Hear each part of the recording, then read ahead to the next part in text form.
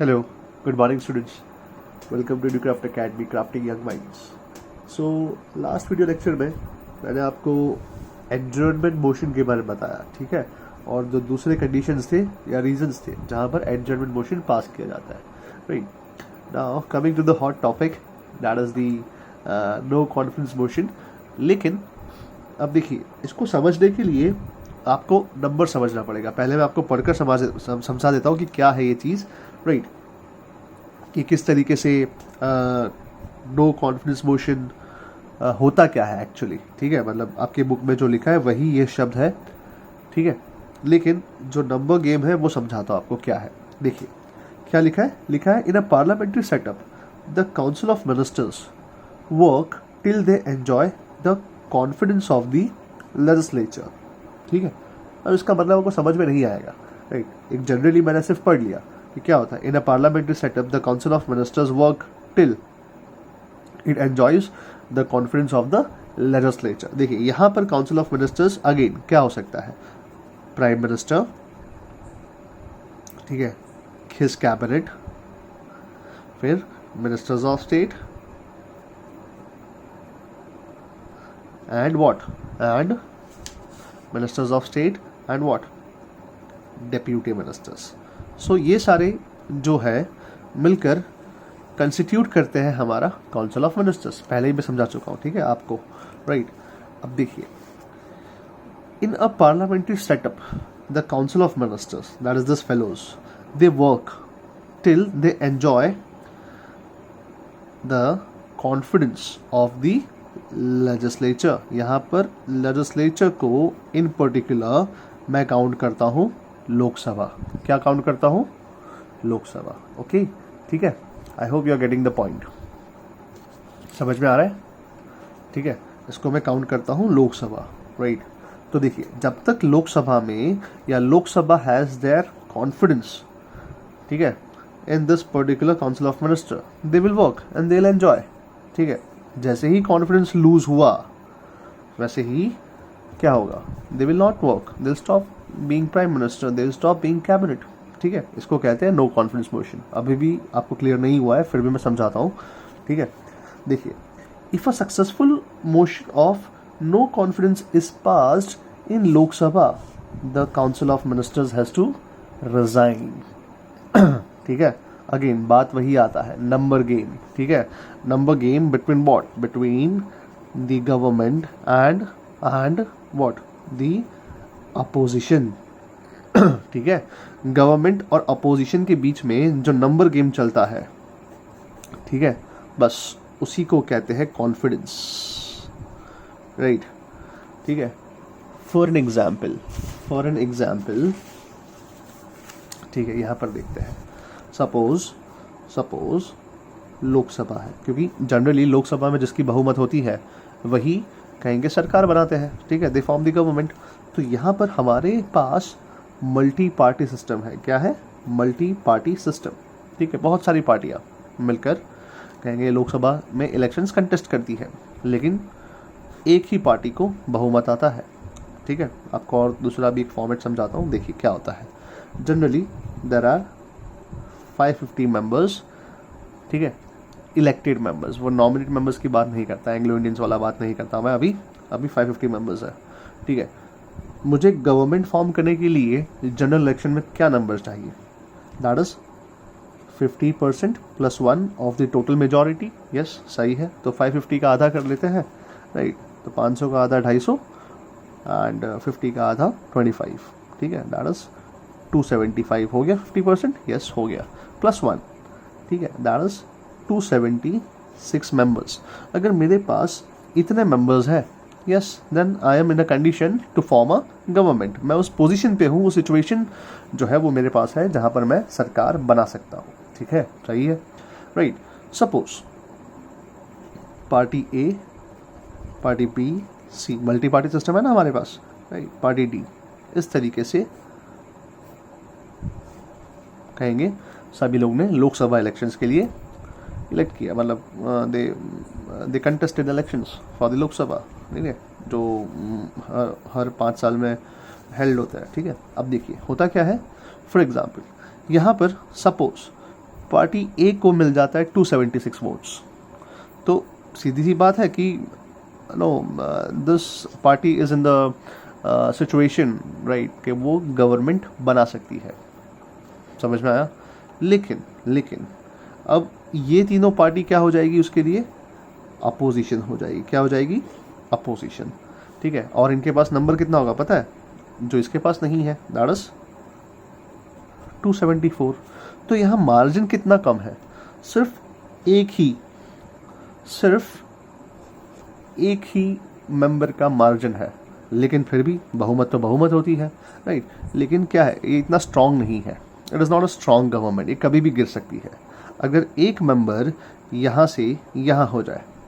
ठीक है, अब चलो यहाँ से यहाँ ना हो चलेगा, फॉर एग्जाम्पल, अभी ये बाद में बात करते हैं बिकॉज उसके लिए बहुत बड़ा टॉपिक चाहिए मुझे। लेकिन for example suppose one member या two member for an example they die, ठीक है, मर जाते हैं, वो सीट वेकेंट हो गया ना।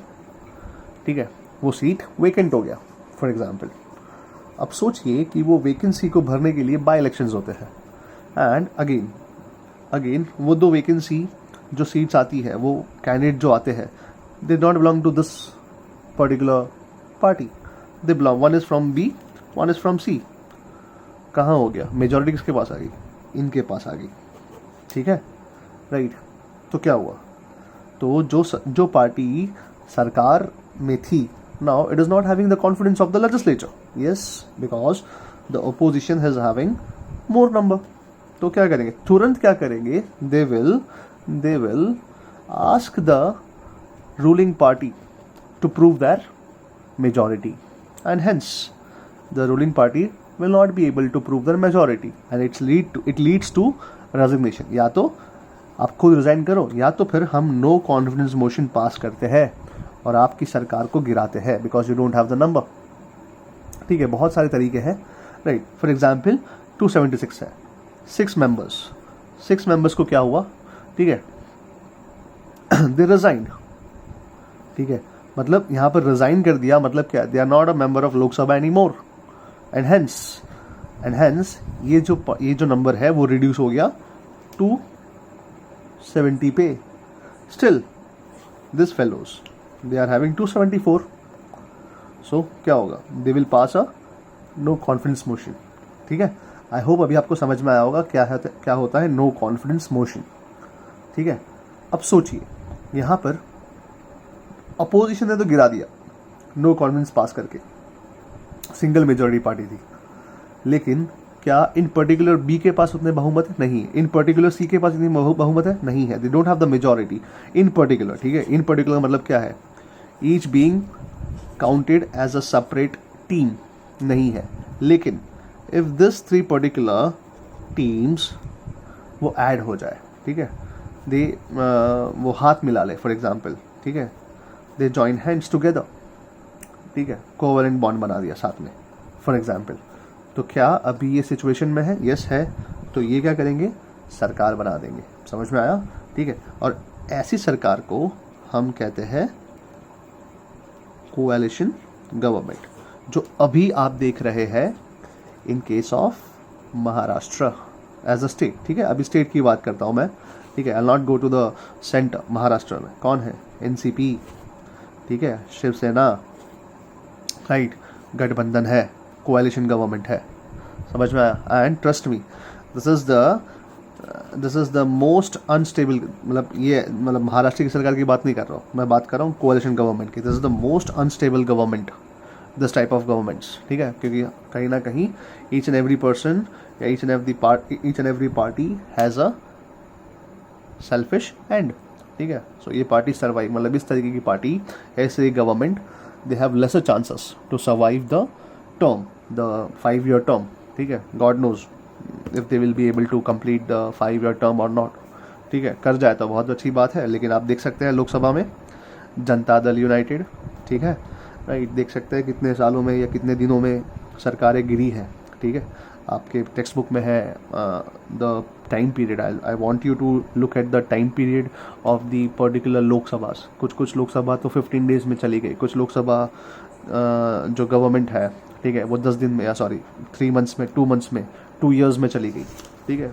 आई hope you find out the reason behind that कि भाई 14 लोकसभा तो अभी है, मतलब 14 है यार, 7th लोकसभा इंदिरा गांधी वाली, ठीक है, राइट, वो लोकसभा देखिए या जो भी है, राइट, तो आप देख सकते हैं। सो ये क्या है, कोएलिशन गवर्नमेंट है, जहाँ पर क्या है, 1 और मोर पार्टीज, ठीक है, जिसके पास बहुमत नहीं है, लेकिन वो साथ में कंबाइन होके, ठीक है, साथ में कंबाइन होके वो लोग क्या कर सकते हैं, पार्टी बना सकते हैं, they will form a government. तो ऐसी गवर्नमेंट में भी हमारे यहाँ पर हो सकता है ऐसा, ठीक है। सो आई होप कि अभी नो कॉन्फिडेंस मोशन समझ में आया होगा आपको, क्या है नो कॉन्फिडेंस मोशन, ठीक है। For example, if you are not able to pass money bill, मतलब क्या है, आपके पास बहुमत नहीं है, तो it will account to no confidence motion, ये ऑटोमेटिकली नो कॉन्फिडेंस मोशन हो जाएगा। क्यों? क्योंकि आप सरकार चलाने के सिचुएशन में नहीं है। देखते हैं उस चीज़ को क्या है वो, ठीक है। आई होप आपको समझ में आया होगा नो कॉन्फिडेंस मोशन क्या है, ठीक है। It's all about number game, ठीक है, मैं तो यही कहूँगा, राइट। चलिए अब नेक्स्ट देखते हैं उसके बाद जो सबसे बड़ा टॉपिक है एंड सबसे इम्पॉर्टेंट टॉपिक है, ठीक है, powers and the functions of the parliament. I hope आप देख सकते हैं, ठीक है। हाँ, अब देखिए क्या होता है बेटा कि अभी तक हमने जो समझा वो स्ट्रक्चर समझा पार्लियामेंट का, कि पार्लियामेंट क्या था, एंड अब इसका काम समझते हैं, इसके पावर्स समझते हैं, क्या है पावर्स एंड ऑल दैट, ठीक है, राइट। चलिए, जनरली जो सबसे इम्पॉर्टेंट पावर जो बार बार क्वेश्चंस, मतलब एग्जाम्स में क्वेश्चंस आते हैं, वो आते हैं फ्रॉम द लेजिस्लेटिव पावर्स, ठीक है, ठीक है, कंट्रोल ओवर द एग्जीक्यूटिव यहाँ से आते हैं, ठीक है। ये दो जो है सबसे इम्पॉर्टेंट है, तो इसी पे ज़्यादा फोकस करना है, ठीक है। ऐसा नहीं कह रहा कि बाकी सबसे नहीं आते हैं बाकी सबसे, लेकिन उतने नहीं आते जितने इसमें से आते हैं, ठीक है, राइट। चलिए शुरू करते हैं। सबसे पहला आता है the legislative power. Again, what do mean by the legislative? That is law making, ठीक है, ऐसा पावर जो डील करता है बाय मेकिंग लॉज, उसको कहते हैं लेजिस्लेटिव पावर। देखिए यहाँ पर आप समझिए कि देयर आर 3 लिस्ट है हमारे पास, ठीक है, union list, state list and concurrent list, ठीक है।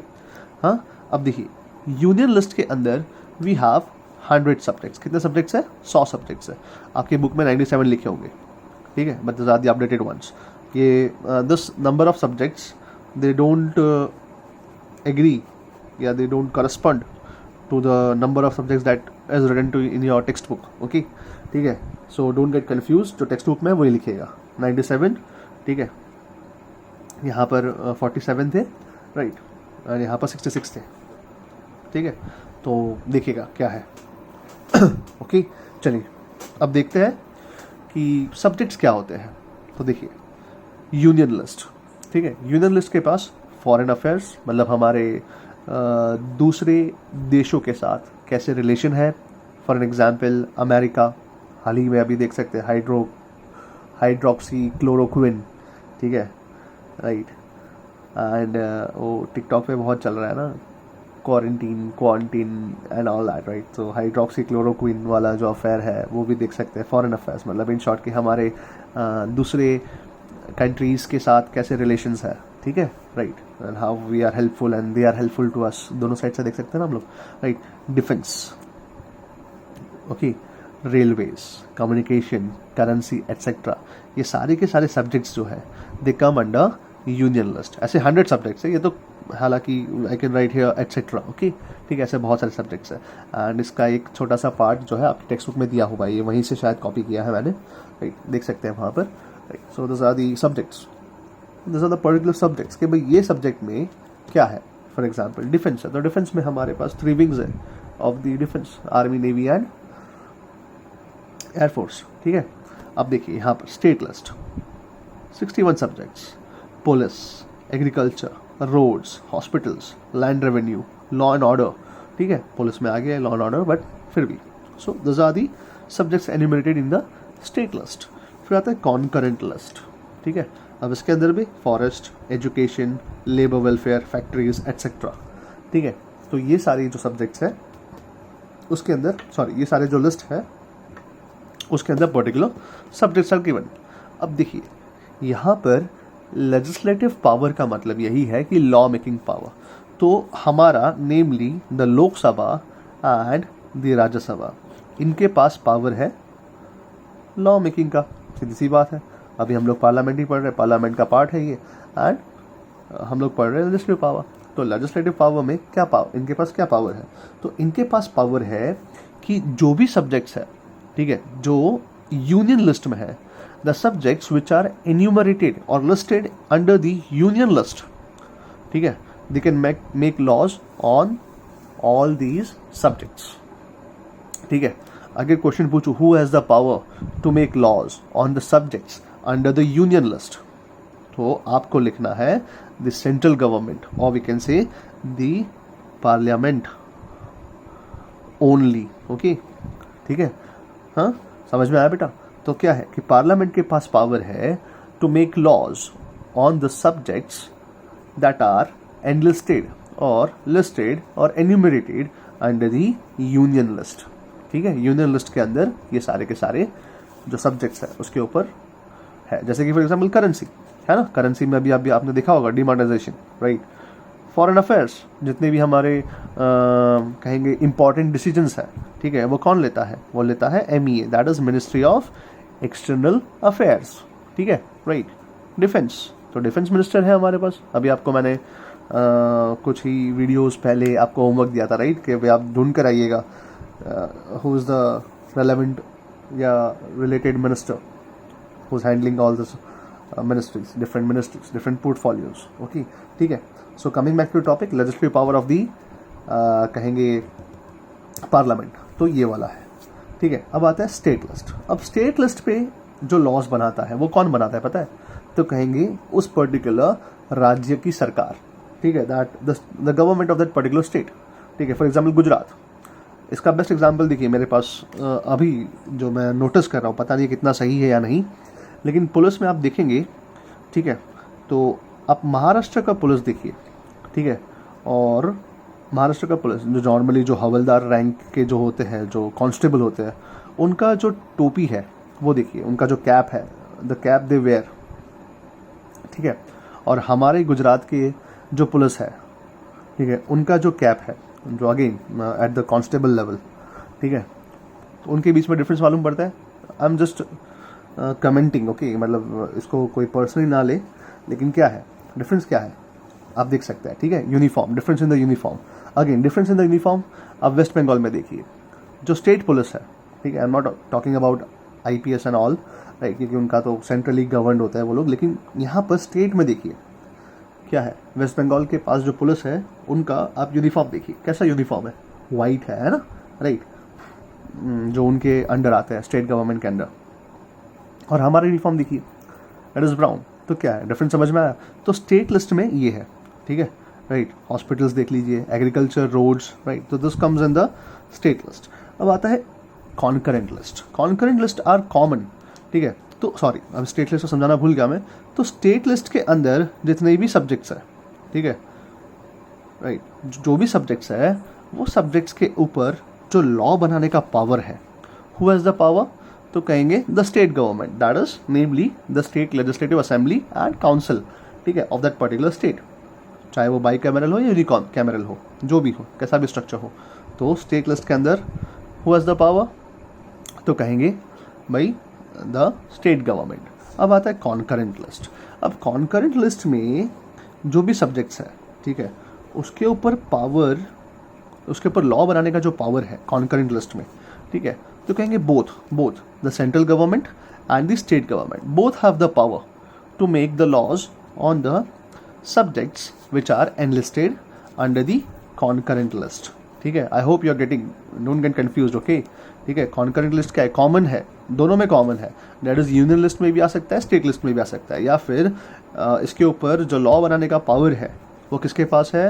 वो यूनियन मतलब सेंट्रल गवर्नमेंट के पास भी है और फिर कहेंगे पर्टिकुलर स्टेट लेजिस्लेटिव असेंबली या स्टेट गवर्नमेंट के पास भी वो पावर है। ठीक है, लेकिन अब फॉर एग्जाम्पल कोई पर्टिकुलर सब्जेक्ट है, उसी पे सेंट्रल गवर्नमेंट ने कोई लॉ बनाया और उसी सब्जेक्ट पे स्टेट गवर्नमेंट ने कोई लॉ बनाया, ठीक है, और दोनों लॉज कॉन्ट्राडिक्टरी है। कॉन्ट्राडिक्टरी समझते हैं, अपोजिट है। इसने बोला टोक्यो, ठीक है, इसने बोला लंदन, अपोजिट है ना भाई, ठीक है। तो क्या होगा, तो उस केस में या फिर दोनों ने एक ही सब्जेक्ट पे लॉ बना दिया, चाहे वो कॉन्ट्रैरी हो या ना हो, लेकिन किसका लॉ माना जाएगा, ठीक है। तो कहेंगे सेंट्रल गवर्नमेंट ने जो एक कॉमन टॉपिक पे जो लॉ बनाया है उसके ऊपर वो प्रिवेल करेगा, ठीक है। It will have an upper hand. समझ में आया बेटा, ठीक है। मैं चाहता हूँ आप ये टॉपिक बुक में से पढ़ें, आपके टेक्स्ट बुक में से, ठीक है। जो मैं समझा रहा हूँ उस चीज़ को देखिए, मैंने समझा दिया ये चीज़, राइट। तो you have to pause the video and you have to immediately read the topic, the relevant topic, ठीक है। समझ में आया बेटा, राइट। आई होप आपको समझ में आया होगा ये टॉपिक। देखिए, लेजिस्लेटिव पावर में 3 लिस्ट है, union list, state list, concurrent list. Union list के अंदर जितने भी सब्जेक्ट्स हैं उनके ऊपर लॉ बनाने का पावर किसके पास है, तो कहेंगे द सेंट्रल गवर्नमेंट और वी कैन से पार्लियामेंट, ठीक है। स्टेट लिस्ट के अंदर जितने भी सब्जेक्ट्स है, who has the power to make laws on this subject, तो कहेंगे द स्टेट गवर्नमेंट, ठीक है, ऑफ दैट पर्टिकुलर स्टेट, चाहे Maharashtra, Gujarat, Rajasthan, Haryana and all that, ठीक है। अब आता है concurrent list which are common to both, ठीक है, कॉमन है। So either state government, either central government, दोनों में से कोई भी यहाँ पर लॉ बना सकता है। लेकिन कोई एक पर्टिकुलर सब्जेक्ट पे आपको 2 कॉन्ट्रैरी लॉज मिले, एक सेंट्रल गवर्नमेंट ने बनाया, एक स्टेट गवर्नमेंट ने बनाया, फॉर एग्जांपल कॉन्ट्रैरी भी नहीं होंगे फॉर एग्जांपल, पर एक पर्टिकुलर कॉमन सब्जेक्ट हो गया और उस पर लॉ बना दिया गया, तो किसका लॉ माना जाएगा, तो कहेंगे सेंट्रल गवर्नमेंट का माना जाएगा, ठीक है। समझ में आया बेटा, I hope you are getting the point, okay, ठीक है। याद रहेगा क्या है। चलिए आगे बढ़ते हैं, नेक्स्ट आता है। देखिए, अब सबसे पहले तो आपको जो समझना है वो है कि भाई ऐसे कुछ सब्जेक्ट्स हैं इसके अंदर, ठीक है, कुछ ऐसे सब्जेक्ट्स हैं जो जिनको जगह नहीं मिला, ठीक है, ना कि यूनियन लिस्ट में जगह मिला है, ना कि उनको स्टेट लिस्ट में जगह मिला है, ना कि उनको कॉन्करेंट लिस्ट में जगह मिला है। मतलब ऐसे कुछ सब्जेक्ट्स हैं, फॉर एग्जाम्पल, ठीक है, for example A, B, C कोई भी सब्जेक्ट्स है, ठीक है, और वो सब्जेक्ट्स को इन लिस्ट में जगह नहीं मिला, कोई स्थान नहीं मिला है, they don't have any place in any of this 3 list. तो ऐसे सब्जेक्ट्स को क्या करेंगे, तो ऐसे सब्जेक्ट्स को हम कहते हैं रेसिड्यू, ठीक है, या रेसिड्यू मतलब क्या, बचा हुआ है ना, राइट। तो रेसिड्यूरी सब्जेक्ट्स, ठीक है, जिनको ये डेफिनेशन है, हाँ, you what do you mean by residuary subjects. तो भाई आपको लिखना है दो subjects which are not listed, ठीक है, which are not listed in any of the 3 list, that is the union list, the state list and the concurrent list. ये तीनों लिस्ट में से उनका स्थान नहीं है, they are not able to gain any space, right. तो ऐसे सब्जेक्ट्स को क्या कहेंगे, ऐसे सब्जेक्ट्स को हम रेसिड्यूरी सब्जेक्ट्स कहेंगे। क्या कहेंगे, रेसिड्यूरी सब्जेक्ट्स, ओके, ठीक है। तो रेसिड्यूरी सब्जेक्ट्स क्या है, तो ऐसे सब्जेक्ट्स जो तीनों लिस्ट में नहीं है, and who has the power to make laws on this particular subjects, ठीक है, रेसिड्यूरी सब्जेक्ट्स। तो कहेंगे the central government, the central government has the power, the union government या the parliament has the power to make the laws on the subjects that are residuary subjects, okay, ठीक है। I hope you got the point, okay। चलिए अब आगे देखते हैं। अब आता है यहाँ पर what is an ordinance, ठीक है, स्पेलिंग गलत है again, ordinance, what is an ordinance, ठीक है। अब देखिए, आपको पता है कि लॉ कैसे बनता है ना, बिल पास होता है भाई, फर्स्ट हाउस में से बिल पास होता है, सेकंड हाउस में जाता है, सेकंड हाउस में फिर again debate, discussion and all that, ठीक है, first reading, second reading, third reading, it's a long process, a hectic process, ठीक है, बहुत लंबा प्रोसेस है। एंड उसके बाद प्रेसिडेंट के पास भी अपना कुछ पावर है ना, राइट। तो अब वो सब इतने सारे प्रोसीजर के बाद एक बिल, एक लॉ बनता है, ठीक है, तो बहुत समय लगता है, राइट। एंड दोनों हाउसेस का होना ज़रूरी है। लेकिन सोचिए कि अभी हाउसेस अपने सेशन में नहीं है, अपने रिसेस टाइम में, रिसेस टाइम आई होप आपको समझ में आया होगा रिसेस टाइम क्या है, ठीक है। फॉर एग्जाम्पल बजट सेशन ख़त्म हो गया, ठीक है, मॉनसून सेशन शुरू होने को है, ठीक है, लेकिन उसके बीच का जो समय है, ठीक है, that gap is known as, that time period is known as recess, ठीक है। And the same recess we can observe, ठीक है, monsoon and between winter session, ठीक है, राइट। तो इसके बीच में जो गैप है that is known as recess, ठीक है, या फिर जल्दी खत्म हो गया मॉनसून सेशन, प्रोरोग कर दिया, राइट। तो क्या होगा, अब उस केस में हमारा हाउस तो है नहीं, प्रेजेंट नहीं है, लेकिन उस केस में हमें लॉ बनाने की जरूरत पड़ी, तो क्या हम दोनों हाउसेस के मेंबर्स को बुलाएंगे, भाई साहब चलिए फटाफट आइए, मतलब प्रेसिडेंट, हाँ मैं नहीं बोलूँगा, प्रेसिडेंट बोलेंगे कि आइए फटाफट, समन करेंगे कि मुझे एक लॉ बनाना है और अर्जेंटली बनाना है। तो क्या अचानक से सारे मेंबर्स आएंगे? नहीं, है ना, इट इज़ नॉट पॉसिबल। तो यहाँ पर प्रेसिडेंट भाई साहब क्या करते हैं, प्रेसिडेंट भाई साहब जो है एक ऑर्डिनेंस पास कर देते हैं, ठीक है, क्या पास कर देते हैं, ऑर्डिनेंस। अब ऑर्डिनेंस क्या है, तो ऑर्डिनेंस जो है it is a temporary law, ठीक है। अब देखिए वो लॉ तो है लेकिन उसका नेचर कैसा है, टेम्पररी है। अब ये समझिए, ठीक है। अब अचानक से कोई ज़रूरत पड़ गई ना हमें कोई लॉ बनाने की, अब लॉ बनाने के लिए तो भाई दोनों हाउसेस का होना ज़रूरी है, लेकिन दोनों हाउसेस प्रेजेंट नहीं है, तो क्या हम बुलाएंगे, that is not possible, that is not feasible, right, ठीक है। तो क्यों ना एक टेम्पररी लॉ पास किया जाए। प्रेसिडेंट सोचते हैं कि हाँ यार ये कर सकते हैं, तो भाई प्रेसिडेंट क्या करते हैं, एक ऑर्डिनेंस पास करते हैं। अब ऑर्डिनेंस क्या है भाई, टेम्पररी लॉ है, ठीक है। टेम्पररी लॉ कौन पास करता है, तो passed by whom, passed by president. अच्छा, कौन से केस में, भाई कोई इमरजेंसी आ गया, यस इमरजेंसी आ गया, लेकिन कौन से केस में, तो ऐसा केस जहाँ पर the both the houses are not in session, दोनों अभी हाउसेस प्रेजेंट नहीं है, ठीक है।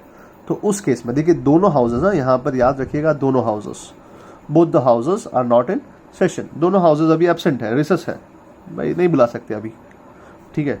तो ऑर्डिनेंस क्या है, एक टेम्पररी लॉ है, कौन पास किया, प्रेसिडेंट पास किया, कब किए, तो कहेंगे both the houses are not in session, ठीक है, राइट। तो उसको कहते हैं हम ऑर्डिनेंस। तो ऑर्डिनेंस क्या है, अगेन आई रिपीट, ठीक है, बहुत बार पूछा गया ये क्वेश्चन, ठीक है। ऑर्डिनेंस क्या है, तो ऑर्डिनेंस वही है, it is a temporary law passed by the president, ठीक है, when both the houses are not in session या नॉट प्रेजेंट, ठीक है, राइट, समझ में आया। लेकिन ये टेम्पररी है, ये टेम्पररी का कुछ टाइम पीरियड होगा ना, राइट। जैसे लोकसभा है टेम्पररी हाउस 5 साल, उसके बाद डिसॉल्व होगा ही होगा, ठीक है, चाहे प्रेसिडेंट करे या ना करे, वो समझ जाना है कि डिसॉल्व होगा ही, मतलब, ठीक है, राइट। तो टेम्पररी लॉ है ना, ये टेम्पररी लॉ है, तो कब तक चलेगा, ठीक है। तो सपोज फॉर एग्जांपल ये रिसेस टाइम पीरियड में पास किया गया बिटवीन बजट एंड मानसून, तो अगला सेशन जब आएगा, ठीक है, अगला सेशन जब आएगा, यहाँ पर मेरा एग्जाम्पल बजट एंड मानसून के बीच में है, आप इसको मानसून और विंटर के बीच में समझ सकते हो, या विंटर या बजट के बीच में समझ सकते हो, जो भी ले सकते हैं, ठीक है। बट अगला सेशन जब वापस आएगा उसका फर्स्ट सिटिंग से, ठीक है, उसके फर्स्ट सिटिंग इटसेल्फ से, ठीक है। सपोज बजट एंड मानसून, तो मानसून, बजट और मानसून के बीच में पास किया गया ये ऑर्डिनेंस, तो मानसून का जो फर्स्ट सिटिंग होगा, ठीक है, वहाँ से काउंट करने का, और वहाँ से कितना, 6 weeks, it should be approved by both the houses, ठीक है।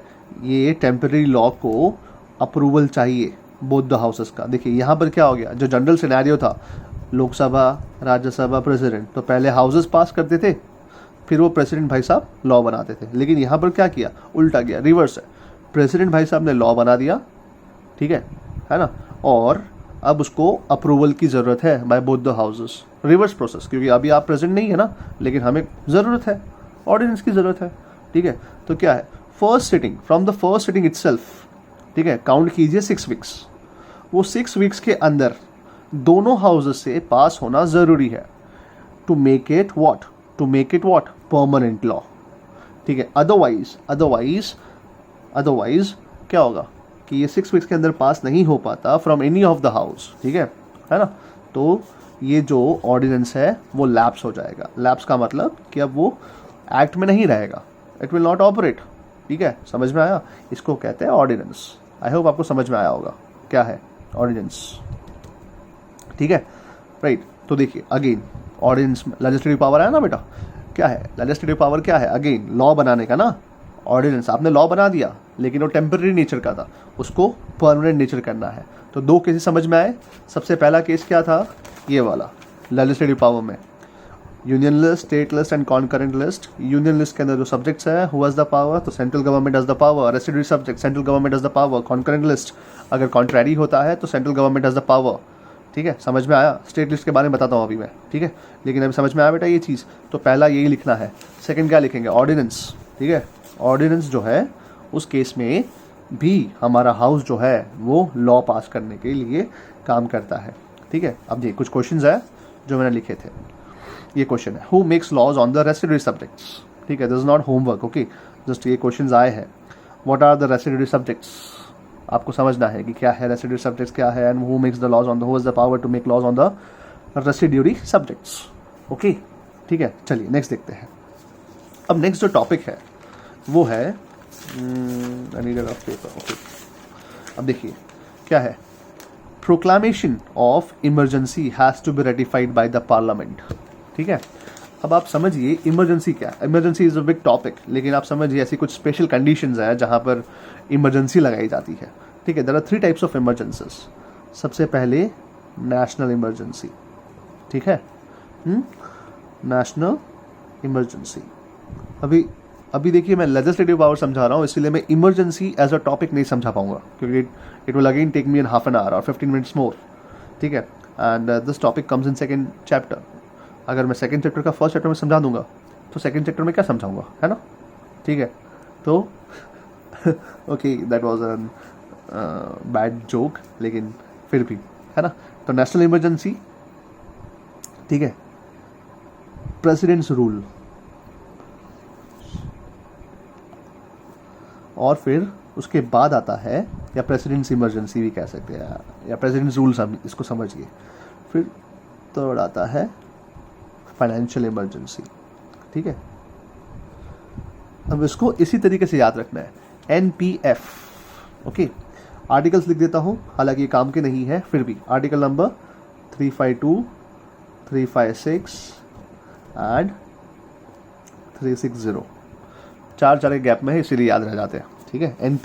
NPF नो MDH, तो NPF इस तरीके से, national, president and financial, okay, ठीक है। अब देखिए ये जो इमरजेंसीज है, राइट, इसको प्रोक्लेम करना है। प्रोक्लेम का मतलब क्या होता है, प्रोक्लेम करना है, सो प्रोक्लेमेशन, ठीक है, प्रोक्लेम करना है, इसको अनाउंस करना है। अनाउंस तो कर दिया लेकिन रेटिफाई भी तो करना पड़ेगा, ठीक है। आपने अनाउंस कर दिया कि चलिए नेशनल इमरजेंसी लगाया जाता है, तो नेशनल इमरजेंसी लगा तो चलो अनाउंस कर दिया कि लगा दिया, लेकिन इसको पास भी तो करवाना है, इसको अप्रूव, रेटिफाई का मतलब होता है अप्रूव करवाना है, ठीक है, या फिर लागू करवाना है, ठीक है।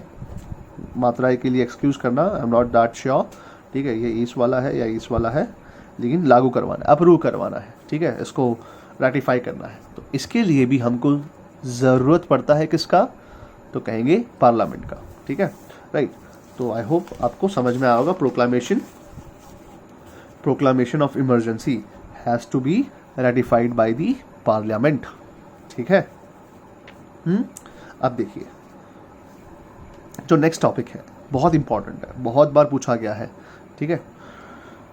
क्वेश्चन है, मैं आपको क्वेश्चन कर रहा हूँ, ठीक है, आंसर भी मैं ही बताऊंगा, बट ऑब्वियस है। So the question here is, can parliament make laws on the subjects which are enumerated or we can say listed in the state list, ठीक है। अगेन यही क्वेश्चन यहाँ पर जो आपको समझाया था मैंने, ठीक है। Union list, who has the power to make laws, तो कहेंगे central government. State list, who has the power to make laws, state government. Concurrent list, both of them have the power to make the laws on the subjects listed under the concurrent list, लेकिन whose law will prevail in case of contract, मतलब contradiction या फिर कहेंगे कि एक ही subject पे, common subject पे law बना दिया तो सेंट्रल गवर्नमेंट, ठीक है। लेकिन अब क्वेश्चन आया, क्या स्टेट लिस्ट के अंदर जो सब्जेक्ट्स है, ठीक है, राइट, क्या पार्लियामेंट के पास पावर है? पार्लियामेंट, अगेन पार्लियामेंट कहाँ है? सेंट्रल गवर्नमेंट है ना, जिसके पास सिर्फ यूनियन लिस्ट का पावर है। क्या उनके पास पावर है स्टेट लिस्ट के अंदर जो सब्जेक्ट्स है उसके ऊपर लॉ बनाने का? तो कहेंगे yes they have the power.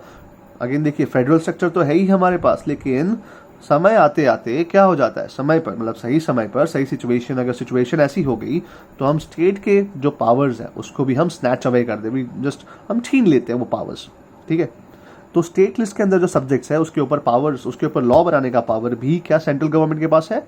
मैंने क्वेश्चन पूछा, यस है, पर्टिकुलरली है, ठीक है। समझते हैं कैसे है, ओके, ठीक है। तो ऐसा कोई क्वेश्चन आए, can the parliament make laws on the subjects which are enumerated in the state list? Straight away right, yes है, लेकिन अंडर पर्टिकुलर सिचुएशन, ठीक है। समझ में आया? सिचुएशन है, सबसे पहला सिचुएशन देखिए, when Rajya Sabha passes a resolution to that effect, ठीक है, मतलब राज्यसभा, राज्यों की सभा है ना, ठीक है, बताया था मैंने, क्या है? Representative body of home, of the states of the Indian federation, ठीक है, या यूनियन ऑफ इंडिया, ठीक है। तो यहाँ पर राज्यसभा अगर कोई रेजोल्यूशन पास करता है by a majority of 2/3, okay, ठीक है, तो 2/3 की मेजॉरिटी से कोई रेजोल्यूशन पास करता है कि भाई आज से हम लोग जो है, ठीक है, एक पर्टिकुलर स्टेट लिस्ट के अंदर जो सब्जेक्ट है उसके ऊपर लॉ बनाएंगे, तो वो लॉ क्या हो जाएंगे? वो लॉ जो है automatically they will come under Rajya Sabha, लेकिन Rajya Sabha is a part of parliament, इसलिए क्वेश्चन क्या, कलेक्टिव नाउन यूज किया गया ना, कैन पार्लियामेंट। यहाँ पर राज्यसभा तो है, लेकिन Rajya Sabha is an integral part of parliament, ठीक है। क्वेश्चन ऐसे आएगा, ठीक है, समझ में आया? तो Rajya Sabha passes a resolution to that effect, yes सही है। अब second, when there is a national emergency, तो नेशनल इमरजेंसी जब लगती है, अभी देखिए बेटा इसको सिर्फ समझ लीजिए, ठीक है, कि भाई नेशनल इमरजेंसी में क्या होता है? पार्लियामेंट लॉज बनाता है ऑफ द स्टेट, ठीक है, लेकिन नेशनल इमरजेंसी में होता क्या है, ये किस बला का नाम है? Again this is we are going to study in second chapter, ठीक है। अगेन माफ़ कीजिएगा इसके लिए, लेकिन क्या करते हैं, अगर फर्स्ट चैप्टर में सब कुछ सिखा दूंगा तो सेकंड चैप्टर में क्या सिखाऊंगा, राइट, अगेन द पकाओ जोक, ओके, राइट। तो क्या है, when there is a national emergency, when there is a proclamation of national emergency, तो इस केस में क्या होगा? इस केस में parliament will have the power to make the laws on the subjects which are under the state list, ठीक है, right. या फिर क्या होता है, व्हेन टू और मोर, जब दो या दो से ज़्यादा स्टेट्स, ठीक है, एक जॉइंट रिक्वेस्ट करते हैं कि हमें जो है, हमारा जो ये सब्जेक्ट है, फॉर एग्जाम्पल पुलिस है ना, भाई ये सब्जेक्ट हम सरेंडर करते हैं आपको, वी सरेंडर टू यू, ठीक है। हम हमारी जो रेस्पेक्टिव लेजिस्लेटिव असेंबली है वहाँ पर एक रेजोल्यूशन पास करते हैं कि भाई पुलिस वाला जो सब्जेक्ट है, now we are surrendering this subject to the parliament in other sense Rajya Sabha, ठीक है ना। तो we are surrendering this subject, आज से हम इस पे लॉ नहीं बनाएंगे, हम हमारा सब्जेक्ट जो है इनको देते हैं। We can request the parliament कि भाई आप बनाइए लॉ, हालांकि ऐसा कभी कोई स्टेट करता नहीं है, लेकिन यहाँ पर लिखा है कि भाई दो या दो से ज़्यादा स्टेट्स क्या करते हैं यहाँ पर, अपना जो पावर है to make the laws on the subject which are listed under the state list, उसको वो लोग सरेंडर कर देते हैं या रिक्वेस्ट करते हैं। सरेंडर का मतलब एक तरीके से रिक्वेस्ट ही हुआ है, रिक्वेस्ट का मतलब एक तरीके से सरेंडर ही हुआ, ठीक है। तो यहाँ पर parliament has the power to make laws. Next topic कब होता है, नेक्स्ट जो है, when the president's rule is in operation, ठीक है। यहाँ पर प्रेसिडेंट्स रूल का जो दूसरा वर्ड है, ठीक है, वो वर्ड है स्टेट इमरजेंसी, ठीक है, कॉन्स्टिट्यूशनल ब्रेकडाउन, ठीक है। यहाँ पर स्टेट्स इमरजेंसी भी कहते हैं या फिर कॉन्स्टिट्यूशनल ब्रेकडाउन। मतलब क्या है, इन शॉर्ट कि वो स्टेट ठीक से काम नहीं कर रहा था, तो प्रेसिडेंट भाई साहब ने क्या किया पता है, वो स्टेट का सारा के सारा एडमिनिस्ट्रेटिव पावर छीन लिया और बोला कि आज से तुम्हारा जितना भी एडमिनिस्ट्रेटिव पावर है वो सब मैं कंट्रोल करूंगा। मैं इन द सेंस कौन, पार्लियामेंट कंट्रोल करेगा, ठीक है, मैं तो नहीं करूंगा ना भाई, पार्लियामेंट करेगा। तो यहाँ पर क्या हुआ, यहाँ पर प्रेसिडेंट्स रूल लगाया गया, ठीक है, in the we can say state emergency. तो समझ में आया बेटा कौन से कंडीशंस में ऐसा होता है, ठीक है, क्या होता है। तो देखिए जब राज्यसभा ऐसा कुछ पास करता है कि हमें इस पर्टिकुलर, या तो हम आपसे छीन लेते हैं वो पावर, तो कौन छीनता है, राज्यसभा छीनता है, या फिर दूसरा केस क्या है कि आप हमें दे देते हैं, आप हमें सरेंडर कर देते हैं कि भाई आज से ये लॉ, ये सब्जेक्ट पे लॉ बनाइए। दो के समझ में ईजी है, या तो हम आपसे वो पावर ले लेते हैं, we snatch away that power. इस केस में स्नैच अवे तो नहीं कहूँगा, ठीक है, रेजोल्यूशन पास होता है बाकायदा, ठीक है, सब कुछ डेमोक्रेसी है ना भाई, ठीक है, तो रेजोल्यूशन पास होता है एंड वो पावर हम लोग ले लेते हैं, या फिर आप दे देते हैं वो पावर अपने पर्टिकुलर स्टेट लेजिस्लेटिव असेंबली में पास करके, या फिर नेशनल इमरजेंसी। यहाँ तो देखिए हमारा जो फेडरल स्ट्रक्चर है वो यूनिटरी हो जाता है, ठीक है, हमने जहाँ पावर डिवाइड किया है अब वो इकट्ठा हो जाता है, वो सर्वे मतलब नो सुप्रीम पावर किसके पास आता है, तो कहेंगे सेंट्रल गवर्नमेंट के पास आता है। तो यहाँ पर नेशनल इमरजेंसी में और प्रेसिडेंट्स रूल में तो पर्टिकुलर स्टेट के ऊपर ये इमरजेंसी लगाई जाती है और उसके सारे एडमिनिस्ट्रेटिव पावर उससे छीन लिए जाते हैं, ठीक है। और हैंडल कौन करता है, राज्यसभा करता है, या फिर we can say collectively parliament करता है, ठीक है। आई होप आपको समझ में आया होगा, ठीक है। बहुत ही धीरे धीरे जा रहा हूँ, राइट। अभी trust me still 30% of your topic या of your chapter is remaining, ठीक है। और उसके बाद ये तो सिर्फ मैंने जो समझाया है ना बेटा, वो सिर्फ आपके क्या कहते हैं सिलेबस के अकॉर्डिंगली समझाया, जो सिलेबस में लिखा है वही समझा रहा हूँ, ठीक है। इसमें मैंने बहुत सारा समझाया नहीं है, ठीक है। एडजमेंट मोशन के बहुत सारे, सेंसर मोशन क्या है, सप्लीमेंट्री ग्रांट क्या है, वोट ऑफ दस, बहुत सारे, मतलब there are ample amount of things that are no enumerated in your book, we can say listed in your book, लेकिन वो समझाया नहीं है जस्ट बिकॉज कि ये टॉपिक बहुत लंबे हैं, ठीक है, और उसका हमारे सिलेबस के से कोई रेलेवेंस नहीं रखता है। लेकिन अगर ये वीडियो देख रहे हैं एंड इफ़ यू रिक्वेस्ट मी, देखिए यहाँ पर अगेन ना, अगर आप रिक्वेस्ट करते हैं ये वाला पॉइंट, ठीक है, when 2 or more states make a joint request to the parliament, ठीक है, कि आप जो है हमें समझाइए सर, आप मैसेज कीजिए हमें, आप तुम मुझे मैसेज करो, ठीक है, आप मुझे एक रेजोल्यूशन पास करो और मुझे रिक्वेस्ट करो सर समझाओ, तो मैं समझा दूंगा। बाकी जो है, ठीक है, ये जो टॉपिक है वही चलेगा अकॉर्डिंग टू सिलेबस, क्योंकि इसी में से, एंड प्लीज़ माइंड दैट ये क्वेश्चन, ये चैप्टर में से क्वेश्चन आएगा ही आएगा फॉर 10 मार्क्स, ओके, ठीक है। लेकिन अगेन सिलेबस में है वही आएगा, ठीक है, उसके अलावा नहीं आएगा। तो प्लीज़ मेक श्योर कि आप जो है पढ़ते हैं, राइट। ये छोटे मोटे क्वेश्चंस, ऑर्डिनेंस क्या है, क्वेश्चन आर क्या है, 0 आर क्या है, राइट, एंड बहुत सारी चीज़ें हैं। नो कॉन्फिडेंस मोशन क्या है, एडजर्नमेंट मोशन क्या है, समन क्या है, प्रोरोग क्या है, difference between money bill and that bill, ordinary bill, ठीक है, बहुत सारी चीज़ें हैं, बहुत सारे क्वेश्चंस बनते हैं इसमें से, एन नंबर ऑफ क्वेश्चंस बन सकते हैं।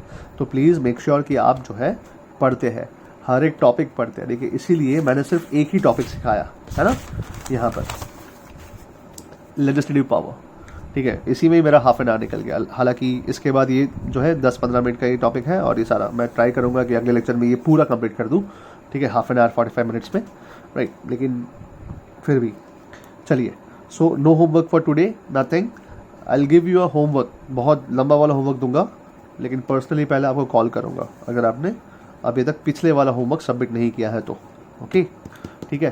तो आज हमने सीखा लेजिस्लेटिव पावर्स, ओके, ठीक है। तो आई होप आपको समझ में आया होगा, नहीं समझ में आया तो प्लीज़ एक बार बुक रीड कीजिए, यू हैव माई नंबर, मुझे मैसेज कीजिए, and rest is up to you, ठीक है।